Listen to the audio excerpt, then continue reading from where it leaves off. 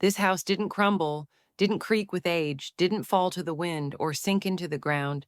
It simply lived in anticipation of winter. Not the one on the calendar, not the one in the weather forecast, but the kind that takes warm clothes from the closets, voices from the stairwells, laughter from the windowsills. And when the neighbors said no one stayed again, it didn't sound like fear, but like a sign, as if the building itself decided who gets to remain and who to disappear. And no one argued with that rhythm, because in this town, everyone had long grown used to the idea that there's a place where spring never comes, because there's nothing for it to come to. So when a woman arrived, short hair, warm coat, worn out boots, and a pot with a single green stem poking out of a cracked ceramic base, people looked at her with mild confusion, with curiosity, but not surprise. Because in this town, surprise had long turned into habit, the habit of disappearance, of emptiness, of cold glass no one looked through. She didn't smile, didn't wave, didn't make conversation. She simply climbed the stairs, opened the door as if she had been in this house before, and placed the pot on the windowsill, the one always covered in dust, always frozen over. And at that moment, no one noticed, but the neighbor downstairs, an old man with wandering hearing and breathing that always lingered halfway in the past, suddenly felt that the air in the stairwell smelled of soil, as if someone had brought spring, not quite real, but already possible. And he didn't understand where it came from, because he was used to the idea that nothing changed here, let alone grew. And the woman, her name was Anna, didn't leave notes, didn't hang a sign that said new tenant, didn't uncover the mirror in the hallway because she didn't need to see her reflection. It was enough to feel people once lived here, then left, and now she had come. Not as a savior, not as a change, but as a possibility. One the house itself didn't expect, but somehow accepted. Because on the second day, something in the air shifted, even if no one could name it, as if the walls, so used to echo, heard a whisper, not of fear, but of breath. And when Anna washed the windows and then the sills, the floor, the old sink, not with a rag, but with her hand as if she were caressing, not wiping but acknowledging presence. In the apartment next door, a girl with autism suddenly walked to the door and said to her mother, "Someone is breathing in there." Her mother turned around alarmed, but heard no footsteps, no voice, only silence that no longer felt empty. And by evening, the hallway light stopped flickering. And in the morning, a bird tapped on the window, for the first time in years, because even birds hadn't perched here, as if the house smelled not of time, but of endings. But now, someone had lit a light inside, not with a lamp, not with a candle, but with herself. And this house, where no one lived until spring, suddenly stood still, not in fear, but in anticipation. And Anna herself, sitting on a kitchen stool, elbows on the table, eyes lowered into her tea, wasn't thinking about spring or fate. She simply knew, if you plant something, it will grow, even if the whole town says, impossible. Because she had come not to argue, not to win, not to convince, but simply to live, in the place where no one had stayed. And in that there was no heroism, only silence, the kind from which all the truest things begin. The house Anna moved into wasn't just old, it was tired, not from time, but from being filled every year and then emptied again, from being entered with hope and abandoned in silence, sometimes not even waiting for the end of a lease, sometimes just leaving in the night without turning off the lights. No one asked questions because the house wasn't cruel. It was forgotten, like a person whose name hasn't been spoken in years, only nodded at in passing, never invited into conversation. And when Anna stepped in, when she crossed the threshold, it didn't growl, didn't flinch, didn't creak underfoot. It seemed to inhale instead, faintly, barely noticeable, but for the first time in many years, its walls didn't get colder. They became different, as if someone had brought not warmth, but the intention to stay, not because there was nowhere else to go, but because here it was worth trying. That first night, Anna didn't sleep in the bedroom. She lay on an old mattress in the living room because that's where the light from the street lamp fell. And that light was warm, golden, unnaturally alive for this street where even the moon usually looked cold. When she woke up in the morning, without an alarm, without noise, just from the scent of wood, dampness, and morning air, she understood. The house wasn't trying to push her away. It was waiting, watching, testing, like a shelter dog, wondering if you might bite it for trusting you. She answered not with words, not with promises, but with action. She opened a window, pulled back the curtains, wiped the window sill with a cloth, dusted the surface no one had touched long enough to leave a trace. And that same morning, in the furthest corner under the kitchen sink, where water always dripped, Anna found a forgotten tin kettle. She washed it, set it on the stove, and while it boiled, she stood barefoot on old tile, not thinking about meaning, not making plans, just living, as if everything that came before didn't matter. And at that very moment, somewhere in the attic, a floorboard clicked, not from age, but from presence, as if the house stirred awake, cautiously, listening. Is she really here? Is she really staying?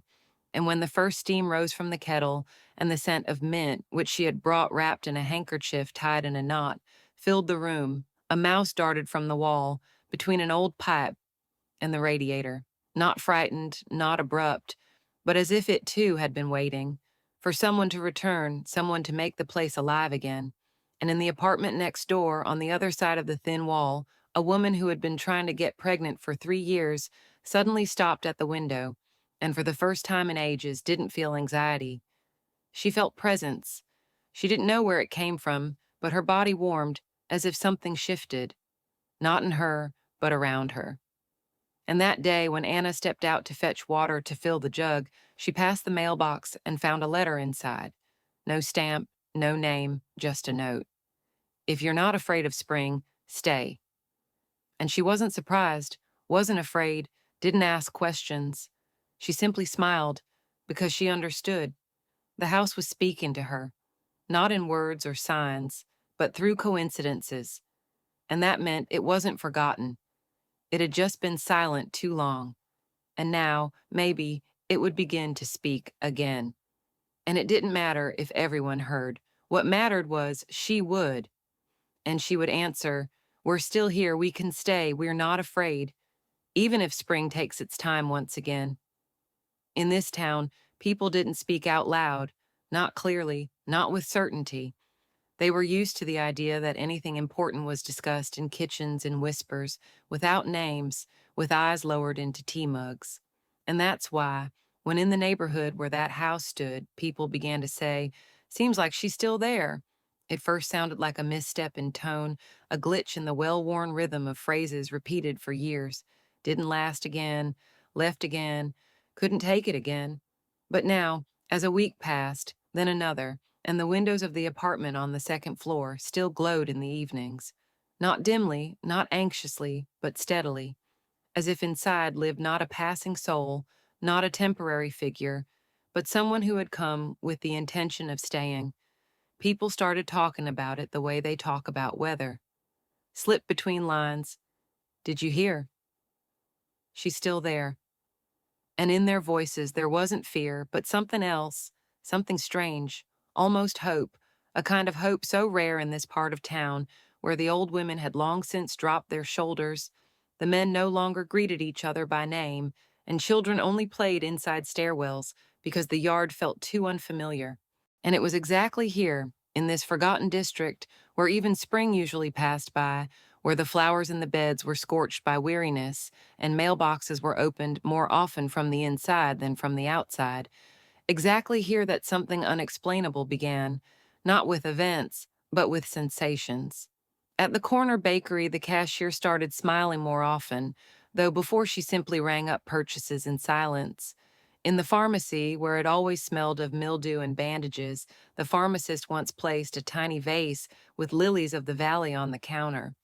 Just because spring's coming, maybe. No one understood why, but everyone quietly noticed that had never happened before. Even the pigeons on the roof, who used to fly past the building, suddenly started landing on its ledge as if sensing. Below there was breath again. There was warmth, not from the radiators, but from human presence. Because Anna herself, as always, didn't speak to anyone, didn't socialize, didn't invite guests. But she also didn't disappear. And that, it turned out, was the rarest trait of all: to stay, to be, to live day by day, without grand gestures, without goals, without outward drama, simply within the space that had spent centuries getting used to loss. And now the city, unable to put it into words, began to change in tone, as if there were more pauses in sentences, less urgency in footsteps, a little more warmth in voices, as if everyone who passed her windows each day received a single drop of reassurance that it's possible to stay, even if you no longer believe in anything, even if no one is waiting for you, even if you're tired of yourself. It's still possible, because someone already stayed, and every evening the lights in those windows turn on, not to prove you're alive, but to keep others from going dark. It happened early in the morning, when the sun hadn't yet risen high enough to melt the frost, but was already shining just enough for its reflection to hit the window. And in that very moment, when the neighbor from the first floor, taking out the trash, glanced up at her window, she didn't see Anna's silhouette, didn't see the curtain move, but instead saw a bright blossom so alive it felt as if the entire house exhaled, as if something buried deep inside for many years had finally broken through and whispered, "I can live." And the flower, it wasn't rare, it wasn't exotic. Quite the opposite, a simple geranium, green, firm, with droplets of moisture on its leaves. And yet, there was something deeply illogical about its blooming. Because here in this house, even cacti didn't survive. Even the stones seemed faded. And yet she had grown it. Not by effort, not by craft, but by presence, by her breath, by the warmth of her hand that, each morning, gently adjusted the pot. And now the bud had opened like an eye after a long sleep. And it was on that very night, as many later admitted, that the dreams began. Not frightening, not prophetic, but different. Dreams in which people remembered, not events, but themselves. As if they met in sleep, the shadow they'd long lost, their youth, the version of themselves that existed before disappointment, before hurry, before adulthood hardened. One man, a postal worker who had grown used to falling asleep with his phone in hand, woke up in the night laughing. He'd dreamt he was walking up a staircase where every landing played music, and that music sounded like his name when he was a child. He couldn't explain to anyone why, that morning, he didn't turn on the TV, just sat quietly in the kitchen drinking water. Because it was still resonating inside him, and the woman from the market, who always argued with customers, suddenly became quieter. And when someone asked, "Are you sick?" she only shook her head. "I dreamt that everything can start over." And no one understood, but everyone felt something had shifted, not outside, but within, as if the town itself, through cracks in the pavement, through sleepy streetlights, through broken swings in the courtyard, began to remember itself, before fatigue, before dawn, before noise. And all of it began with one woman whom no one really knew, planting a flower, not for beauty, not for show, but because life must not stop, even when all around are only shadows. And this flower, sitting in the window of a house where spring had never come, now spoke without words. She is already here, and those passing by no longer needed an explanation, because they could feel it, and everyone who happened, even once, to glance up and see that vibrant spot of color in the glass, walked away with a strange sensation, that at night they would see something, something important, something forgotten, maybe even something lost, but definitely something theirs. At first it seemed like coincidence. The old man from the third floor, who always walked past staring at the floor, suddenly slowed his steps by the mailboxes and quietly said, "Good day." He didn't look up, didn't smile, didn't linger, but he said it, and that was enough for the neighbor, who usually responded with just a nod, to suddenly say, "To you too." And in her own voice she heard someone else's echo, as if it wasn't her who greeted him, but someone deep inside, someone who had been silent for a long time. Then came the woman from the fifth floor, the one who was always dissatisfied, always complaining, always walking like a bomb technician. She paused in front of the elevator, not to complain, but simply to say, "Are you new here? You have such beautiful flowers in your window." And Anna, unsurprised, simply nodded gently. "They're yours too. This is your home." There was no claim in those words, no preaching, but something in them was so unexpected that the woman stood for a long time in front of the elevator mirror, looking at herself as if, for the first time in a long time, she wasn't arguing with her reflection.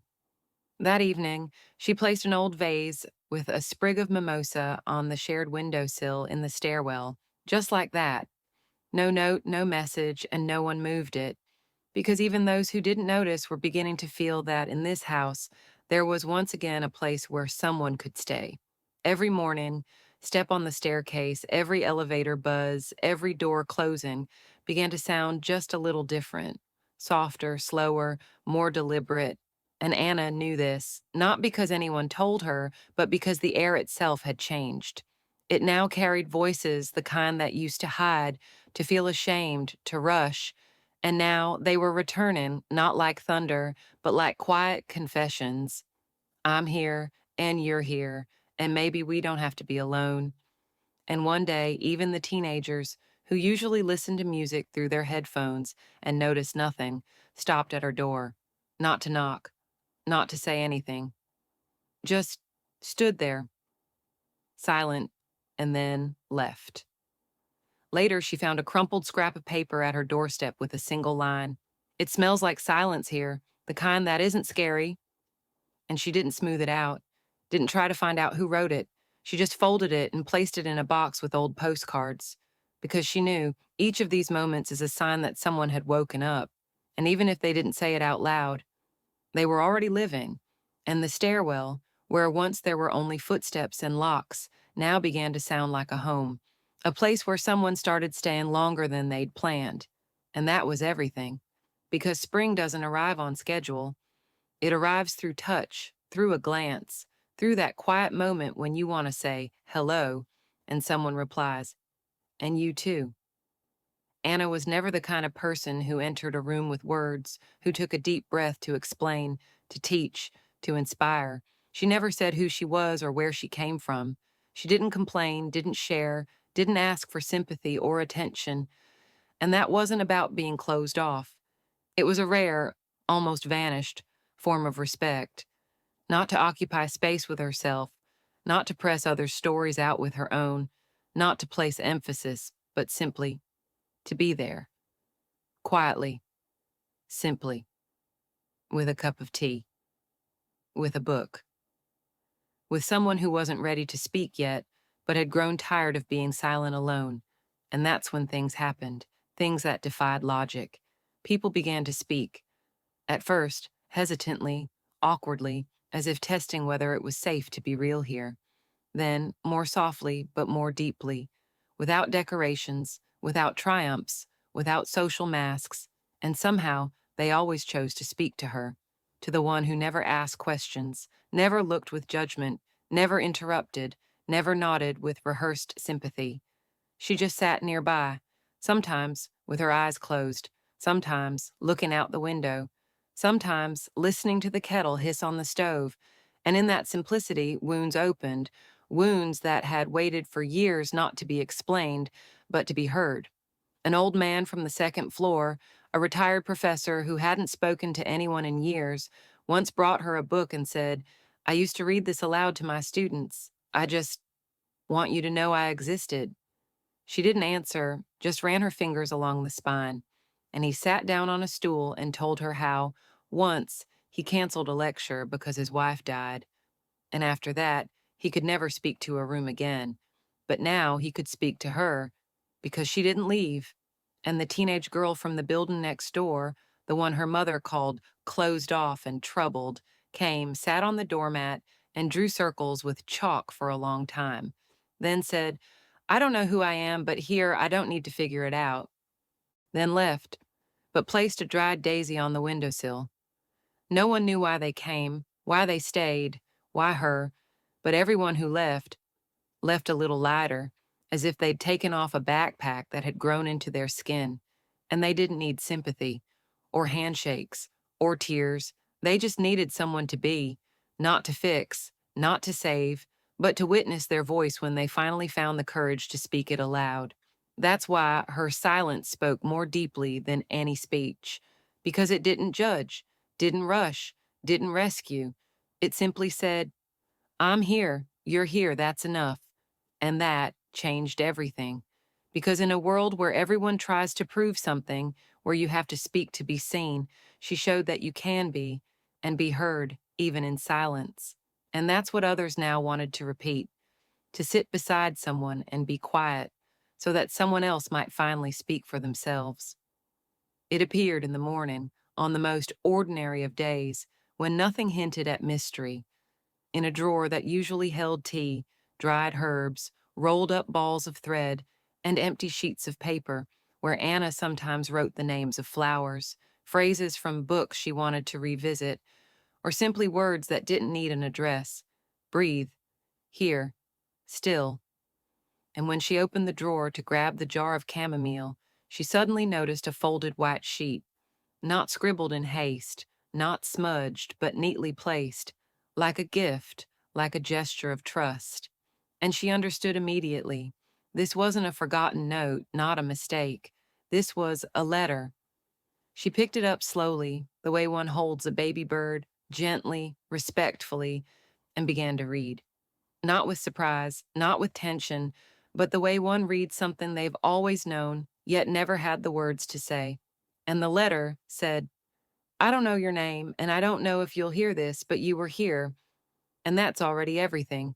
I came once just to stand for a moment, and stayed longer than I planned. I listened to how you were silent. It's strange, listening to silence, but it rang like bicycle bells in childhood when you rode through the city and feared nothing. I used to think life was running, but you stayed still and I stopped too. It was scary, but you didn't send me away. Thank you for that. I hadn't spoken to my mother in 6 years. Today I wrote her. Just because I realized you're not my story, but because of you, I want to be part of mine again. Anna didn't smile, didn't cry, didn't try to find out who it could have been. She just folded the letter, carefully placed it back into the drawer. Not to hide it, but to preserve it. To keep, in that home, something that had been spoken, not aloud, but through presence. And that same evening, in the hallway near her door, someone left another small note, just 2 words.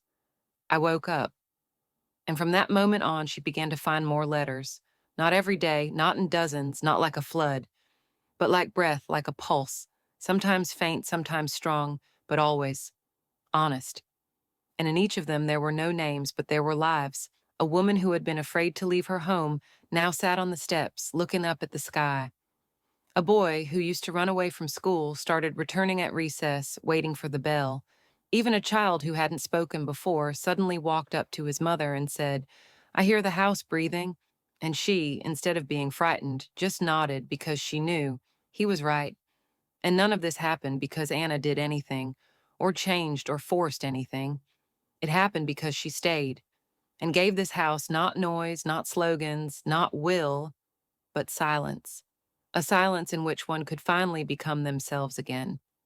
Now the letters rested in the drawer like droplets of memory, and she knew, even if the flowers disappeared tomorrow, even if the windows darkened once more, what had already been spoken would not vanish, because if even one person has woken up, then spring has already begun. It appeared in the morning, on a perfectly ordinary day when nothing foretold a mystery, in a drawer that usually held tea, dried herbs, balls of yarn, and blank sheets of paper where Anna sometimes wrote the names of flowers, lines from books she wanted to revisit, or simple words that didn't need a recipient. Breathe, hear, still. And when she opened the drawer to reach for the jar of chamomile, she suddenly noticed a white sheet folded in half, not hastily scribbled, not smudged, but neatly placed, like a gift, like trust. And she knew immediately. This wasn't a lost paper, not a mistake. This was a letter. She picked it up in her hands, unfolded it slowly, with the kind of reverence one uses to hold a fledgling, and began to read, not with surprise, not with tension, but the way one reads something they've always known, yet never managed to say out loud. And in the letter it said, I don't know your name, and I don't know if you'll ever hear this, but you were here, and that is already everything. I came once just to stand, and I stayed longer than I'd planned. I listened to your silence. It's strange to listen to silence, but it rang like the bicycle bells from childhood when you'd ride through town and fear nothing. I thought life was running, but you stayed still, and I stopped too. It was frightening, but you didn't send me away. Thank you for that. I hadn't spoken to my mother in 6 years. Today I wrote to her, simply because I understood you're not my story, but thanks to you, I want to be part of mine again. Anna didn't smile, didn't cry, didn't go searching for who it might have been. She simply folded the letter and placed it gently back into the drawer, not to hide it, but to preserve something spoken not in words, but in presence. And that very evening, in the hallway near her door, someone left another small slip of paper, just 2 words: I woke up. From that moment, she began to find more letters.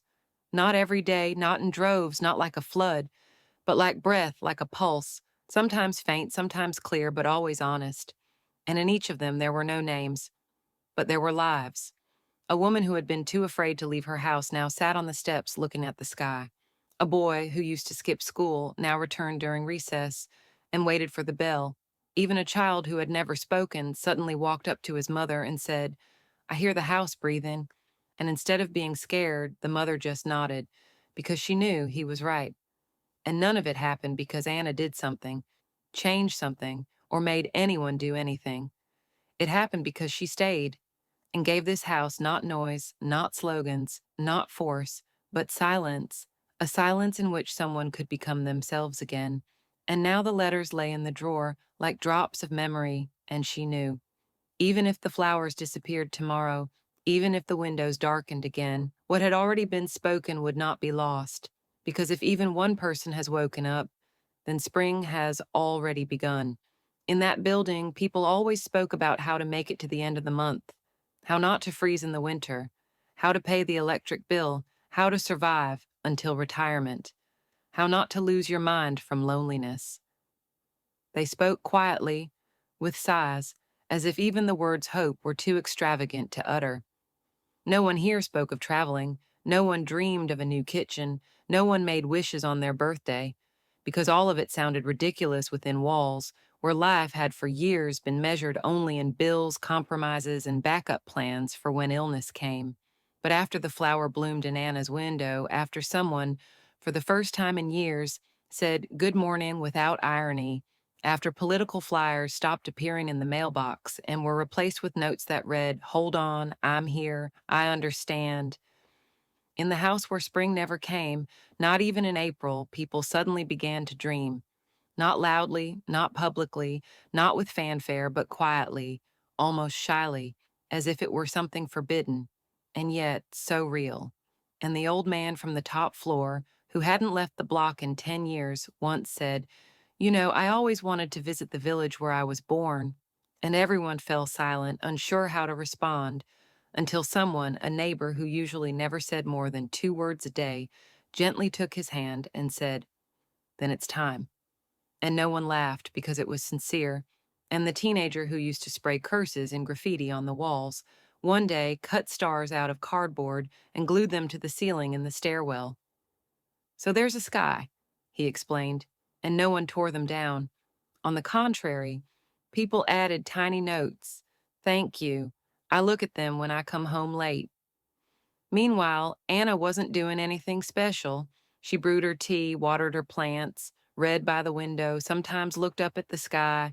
And it was exactly this quiet agreement with life, this refusal to rush, to burn out, to perform, that somehow gave everyone else permission to dream. Because a dream is not success or a goal or a social media post. It's an inner movement that makes even the grayest day feel alive. And one day, people started to notice things. Someone had new curtains, someone else put a mirror in the hallway, and another placed a stool by the entrance. So there's somewhere to sit if you're tired. None of it had a price or an author or a date, but it all had meaning, because in this building, where people once lived out of habit, they had started to live with intention, even if only to clean a window, grow dill on a windowsill, say goodnight to the neighbor. No one knew when it began, but everyone knew spring started from her window, not the kind with forecasts or dates, but the kind that is born inside you the moment you finally allow yourself to want something just for you. And now, anyone who passed her door knew a miracle didn't live there. What lived there was the right to dream, quiet, modest, but rooted, like wild roots beneath the asphalt. Nobody said, "Here comes spring." No one exclaimed. No one rushed to open the windows. No one brought blankets and coffee out onto the balconies. No one held street gatherings. But in the house that had waited only for winter for years, something changed, and it wasn't in the leaves, not in the sun, not in the drops on the windowsill. It was in people, in their eyes, in their steps, in the silence between words, because before they were afraid. Not of thunder, not of cold, not of illness, but of life itself. The kind of life where you have to dream, speak, open up, hope, and each day was lived like survival, not because they were weak, but because they had lived too long in an atmosphere where dreaming was naive and warmth was a risk. Because if you got attached, if you let someone into your space, if you admitted that you were in pain, it could be used against you, mocked, crushed. And so they stayed silent, defended themselves, shut down, built armor out of indifference, and only now, this spring that no one expected, the armor began to crack, not from pressure, but from something warm beginning to form inside, something unexplainable, but real, like breath in the night when you realize you're no longer alone.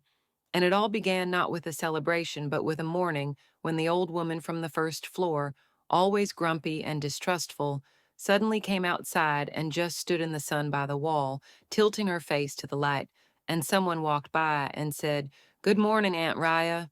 And she replied, for the first time without sarcasm, without, "What do you want?" Just, "And to you, son." And in that response was all of spring, because there was no fear in it, no tension, only presence. And the next day, the man from the fourth floor, always withdrawn, suddenly lingered on the stairwell to hold the door, and didn't walk away immediately, but said, "By the way, it smells really nice around here," and left without waiting for an answer, because that was his maximum, his first step outward, and no one laughed, no one whispered, just accepted it, like you accept a blooming flower. It simply exists. And that's what makes it beautiful. And even the teenagers who used to freeze up when seeing adults now began to lift their eyes to say hello. And it wasn't about politeness, but about the fear fading when someone finally sees you, not judges you, not tries to fix you, just sees you. And that, without slogans, without flags, without programs, happened because in the house where one day a woman appeared who didn't try to change others, didn't aim to explain how to live, but simply wasn't afraid to be, everyone slowly began to stop being afraid themselves. And now, even those who hadn't spoken for years began to talk, not loudly, not much, but honestly, and that meant spring didn't arrive.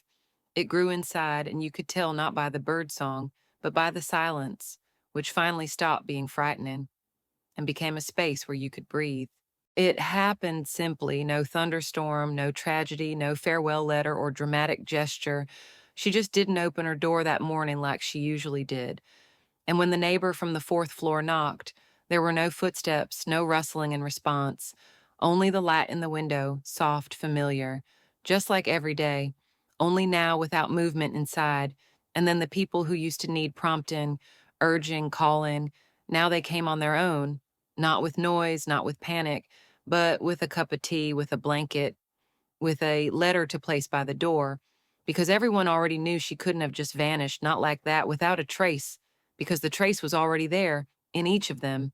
And when they called the doctor, and he stepped out of the apartment, saying only, she passed in her sleep, peacefully, without pain. No one cried right away, because they didn't believe it, because no one felt that she was truly gone, because the house was full of her in the words that now sounded different, in the pauses between sentences, in how one neighbor handed another the keys to the stroller without being asked, in how the boy who used to hide in his headphones now stopped to write the word "thank you" in chalk on the pavement. And no one held a mourning, no black ribbons were hung, because no tragedy had happened. What happened was a completion, calm like the period at the end of a book you don't want to close because it has become part of you. And someone suggested, let's leave her room open, let there be light and tea. And no one objected because everyone felt she had stayed, in every gesture that once seemed impossible, in every person who now greeted first, in everyone who had started to dream, even without believing they had the right. And even the children who had never seen her in person now asked, who lived here before, and they were told, a woman who asked for nothing, but changed everything, and they nodded as if they understood, because in this house now everything was understood without words. And spring came again, and again the flower bloomed, and again there was light beyond the window. And even if one day someone asks, was she really here? The only answer will be, if she hadn't been, we wouldn't be who we've become after her.